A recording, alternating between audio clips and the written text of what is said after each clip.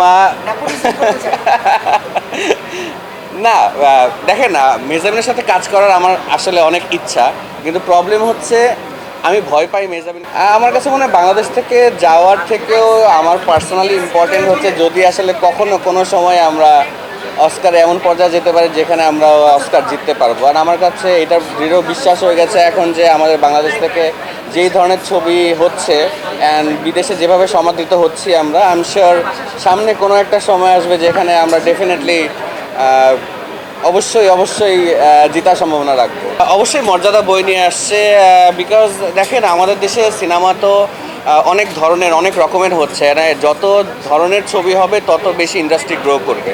তো সেই জায়গা থেকে আমরা যে ধরনের সিনেমা বানাচ্ছি এখন সেগুলো বিশ্ব দরবারে পৌঁছাচ্ছে, অ্যান্ড এইটা দেখা দেখি যেটা হচ্ছে আরও অনেক ধরনের ইম্পর্টেন্ট ফিল্ম হচ্ছে, ইম্পর্টেন্ট গল্প হচ্ছে যেগুলো বাইরের দেশ থেকে আরও স্ট্রংলি অ্যাটেনশন পাচ্ছে। তো আমি চাই এরকম আরও সিনেমা হোক, ইনফ্যাক্ট প্রচুর সিনেমা হোক। প্রচুর সিনেমা যদি আমরা নিজেরা বানাই তাহলেই সামহাও একটা ইন্ডাস্ট্রি গ্রো করবে, এবং ইন্ডাস্ট্রি গ্রো করলেই সামহাও ওয়ার্ল্ডের কাছে আমরা সমাদৃত হব।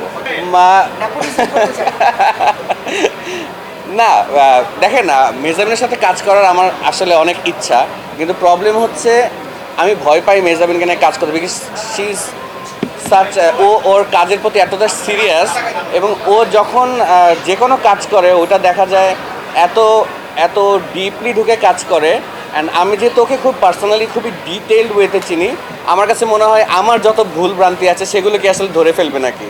তো সেই কারণে আমি সবসময় ভয় পাই যে ওর সাথে কোনো একটা কাজ প্ল্যান করব, সেটা করলে তো অ্যাজ আ ডিরেক্টর আমি আসলে হয়তোবা আরও অনেক ছোট হয়ে যেতে পারি ওর কাছে, হয়তোবা এই কারণেই করা হয় না। বাট না, হ্যাভিং সেড দ্যাট, ডেফিনেটলি আমি চাই, আমি আসলে ভালো অ্যাক্টরদের সাথে কাজ করতে চাই। আর মেজাবিন তো definitely she is one of the very finest actor from our generation. তো আমি চাই ভালো একটা কাজ করতে, সেইটা কবে করব আমি জানি না, বাট ডেফিনেটলি এমন কোনো একটা স্ক্রিপ্ট যদি পাই, আইড রিয়েলি বি গ্ল্যাড যদি আসলে আমরা একসাথে কাজ করতে পারি। টেনশনের ব্যাপার, বিকজ ও আসলে এত ক্যারেক্টার করে ফেলছে, আমার জন্য খুবই চ্যালেঞ্জিং হয়ে যায় যদি আসলে কখন আমি চিন্তা করি যে মেজাবিনকে নিয়ে আমি কী ধরনের কাজ করব। কিন্তু যেহেতু আমি ওনাকে অনেক পার্সোনালি চিনি, অনেক ডিপলি চিনি, সেই ক্ষেত্রে আমি জানি অ্যাকচুয়ালি ওনার অনেক ধরনের এখনও অনেক অ্যারেনা বাকি আছে যেগুলো আমরা কেউ ক্যাটার করি না এখনও। সো আমি যদি অ্যাজ আ ডিরেক্টর চিন্তা করি কখনো ওনাকে নিয়ে কাজ করব, হয়তো বা either I'll do something which is a contemporary romantic, অথবা একটা সাসপেন্স থ্রিলার, এই ধরনের গল্প, যেই গল্পর আই থিঙ্ক এক ধরনের কাজও করছে, কিন্তু কিছু কিছু গল্প আছে এই জনরাগুলোতেই যেগুলো সে এখনও করে নাই, সেই ধরনের লুকে এখনও সে আসে নাই। তো আমি যদি কখনো করি সেগুলো করব। এখন আরাম লাগে যেটা, এখন কোনো ভয় নাই, টেনশন নাই। আর না, আমার কাছে আসলে ওপেননেসে বেশি মজা লাগে। তো এখন যেখানে যাই সেখানে খুবই আরামসে যেতে পারি, অ্যান্ড ভালো লাগে, ছবি হোক, ঘুরতে ভালো লাগে, যেহেতু আমাদের দুজনের বন্ধুত্বপূর্ণ সম্পর্কটা খুবই অনেক বেশি স্ট্রং।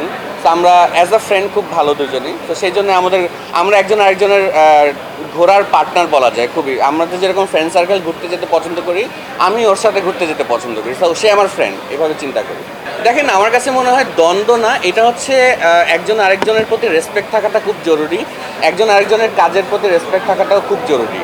তো যখন যেহেতু মেজাবিন আমার কাজকে রেসপেক্ট করে, আমি তার কাজকে রেসপেক্ট করি, সেই ক্ষেত্রে আমাদের ক্রিয়েটিভ যেই চর্চা হয় সেখানে আমাদের দুজনের ক্রিয়েটিভ আলোচনাটা বেশি হয়, আমাদের ক্রিয়েটিভ নার্চারটা বেশি হয়। আমরা একজন আরেকজনকে যখন গল্প কোনো কিছু শেয়ার করি তখন ওর কাছ থেকে আমি আইডিয়াস নেই না পজিটিভ ওয়ে, ও যদি আসলে আর ওই আমার সবচেয়ে খারাপ জায়গাটা ধরতে পারবে, খুবই ব্লান্টলি বলতে পারে, অথবা আমি তাকে বলতে পারি যে এই জায়গাটা আমার ভালো লাগছে না। সো এইগুলো খুব মজা, যে বিকজ ক্রিয়েটিভ পার্টনার পাওয়া একটা লাকের ব্যাপার। আমার কাছে মনে হয় আমি লাকি, বিকজ আমার পার্টনার ক্রিয়েটিভ অঙ্গনে কাজ করেন, ইনফ্যাক্ট আমিও একজন ক্রিয়েটিভ স্পেসে কাজ করছি। তো সেই ক্ষেত্রে এটা একটা it's a very interesting space. And আমার কাছে মনে হয় যারাই আসলে এই অ্যারেনাটা এনজয় করেছে বা করছে তারা ডেফিনেটলি বুঝতে পারবে যে আসলে ক্রিয়েটিভ পার্টনার থাকলে কতটা ইম্পর্টেন্ট, কতটা ইন্টারেস্টিং হয়। আমি বলছি লিখবো, সামহাও লেখা তো অনেকগুলো গল্পই হয়ে গেছে, কিন্তু করা হচ্ছে না। আনলেস অ্যান্ড আনটিল আমি একদম ফাইনালি রেডি আমি বলতে চাই না। ইনফ্যাক্ট আমি বলবো না যে আমি রেডি না, বাট আমার কিছু প্ল্যানস আছে। আমি খুব স্ট্র্যাটেজিক ওয়েতে কাজ করতে বিশ্বাস করি, পছন্দ করি।